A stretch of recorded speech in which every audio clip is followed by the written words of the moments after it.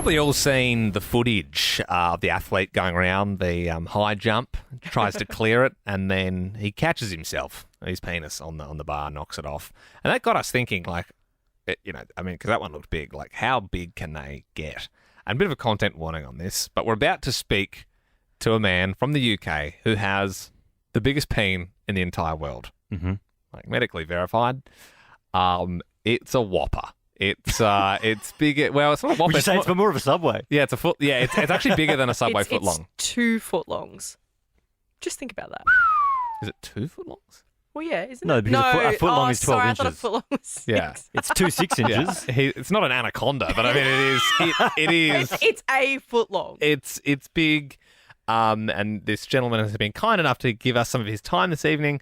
Matt Barr is his name. He joins us now. Matt, is having a penis that big a good thing or a bad thing? That is a very difficult question. It's a impactful thing, I think is the better way to put it. It has its pros, it has its cons. It depends on the partner, it depends on the situation. What's the biggest con? I mean, it's always there. Most men, you're not using your penis most of the time, so you can just tuck it away and not think about it. Whereas my situation, it's kind of there. Yeah. Can I ask, Matt, when did you first realise it was abnormally large? Gym showers, unsurprisingly. I think that's kind of certainly men of my age before the internet, that was definitely kind of where he sort of saw where he stood in the hierarchy. So, Matt, what is your official size then? Is it 12 inches? So, I mean, when you say, like 12, it's more than 12 now. It is growing. So it's growing still.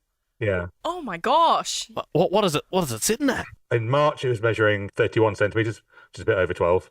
And then the last one was in July, and that was 36 centimetres. But that is slightly different measuring, but still a couple of centimetres either way. I'm not saying this in a smart-ass way, but if you were to get an erection, do you get lightheaded from all the blood going on? Yeah, no, that's always been the case. It's a lot of blood, and it takes a while, obviously, just to to travel. Oh man! And so, like, you talk about gym showers, like, surely that impacts sport. Like, if you were playing football or something like that, like, it'd be flopping around everywhere, right? Yeah, luckily I'm not very athletic, so that's not much of an issue. So I've got like a little home treadmill and some weights and stuff, so I can stay somewhat fit. But yeah, I think the regular gym situation is not. It's hard to stay discreet. So, Matt, what about your dating life? Do you tell someone about this thing before you get hot and heavy, or...? You kind of have to, I think, realistically. I mean, in the past, I have done it without telling them, but that is a lot to spring on someone, no pun intended, in terms of what to expect there.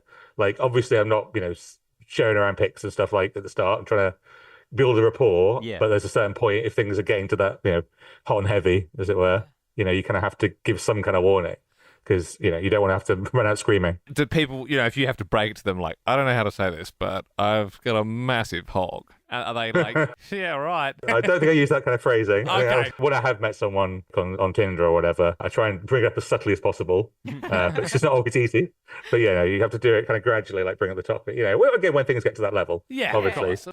Matt, is there a world that you would consider getting an operation or changing it? Yeah, I've thought about it. I mean, certainly if it keeps growing to this extent, or, then not going to have to. So there is reduction surgery does exist. It's extremely rare. It's very expensive as well. So in the cost of living crisis, it's probably one of the lower priority things to do. But yeah, 100%. Do you know where you stand in the global pecking? Like, do you know, like, I mean, obviously that you're the biggest in Britain. That's a big country. A lot of people there. Do you know where you are in the world? Yeah, so it is the world's largest medically verified penis. Oh, geez. Officially, in terms of, it's actually been in journals and stuff. And there's one guy who is, it's like 19 inches. But it's mostly skin. Not as big as him, but in terms of functional side, certainly, yeah. Now, Matt, can you tell us about the museum you're working with? It's the Penis Museum in Iceland. Right. I've got a little plaque up there now dedicated to me. Right. And we're trying to give a model, so we're hopefully going to get a life-size model of it in there soon. So anyone traveling in Iceland will be able to see it in person.